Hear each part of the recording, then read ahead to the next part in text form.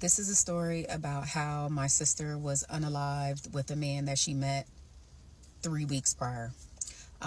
So in 2014, my sister had just turned 27 years old, and she lived in another city in Pennsylvania with my mom. She was a loving, caring individual, and I feel like she was just kind of searching for love, but searching for love in the wrong places. She started dealing with this guy.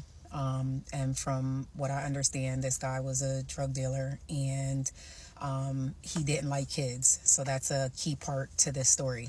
So one day, he, I guess, had went to New York City, did some things in New York City, and then he was on his way back to the city that they were living in. I guess he called her and said that he was going to pick her up so that they can hang out, and apparently they were supposed to go to the movies. So he comes into town and he picks her up.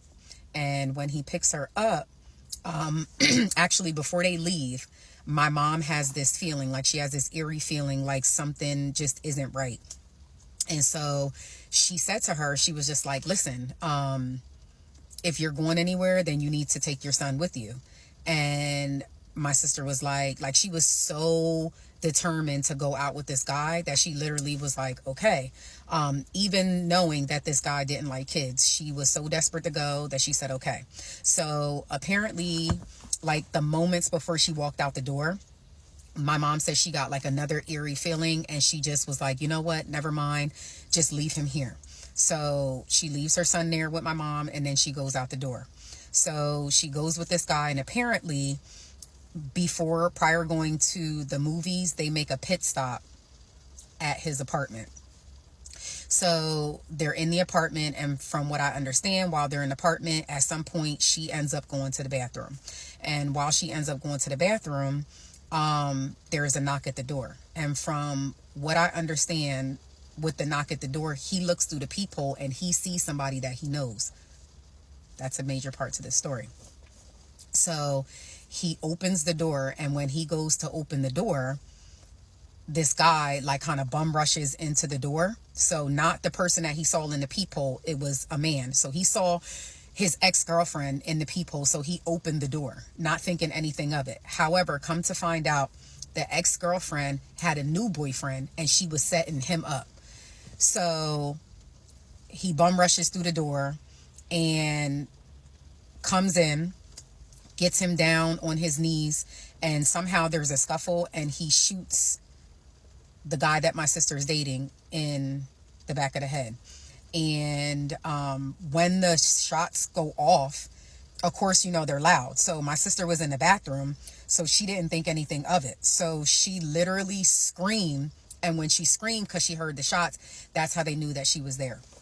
So they go back there to the bathroom and shoots her twice, once in the upper left arm and then down in the torso. And then they leave. So with them leaving, I guess neighbors heard gunshots, but never called 911. I guess maybe didn't want to be involved or what have you. So come to find out, the boyfriend and girlfriend who committed the crime called some crackheads and had them go back into the apartment and take his phone and my sister's phone. He paid them X amount of dollars to go in there and take the phones. So they go in, take the phones. They don't take any money. They don't take anything else that's in there. They literally take the phones.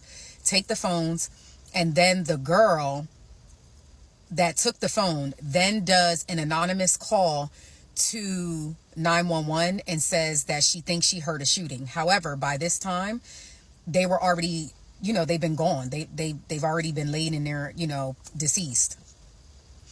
My mom said that she woke up out of her sleep. And when she woke up out of her sleep, she had just like this feeling. So when she looked, she saw that my sister, wasn't there, didn't come home. So she called her phone, and she said when she called it the first time, the phone rang. It rang until it went to the voicemail. No answer. So she said she waited a few minutes, and then she called the phone again.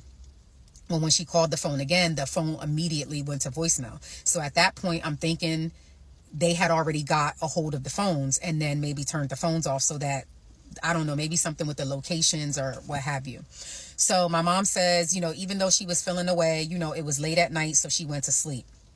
So as she goes to sleep, there's a knock at the door. And so follow for part 2.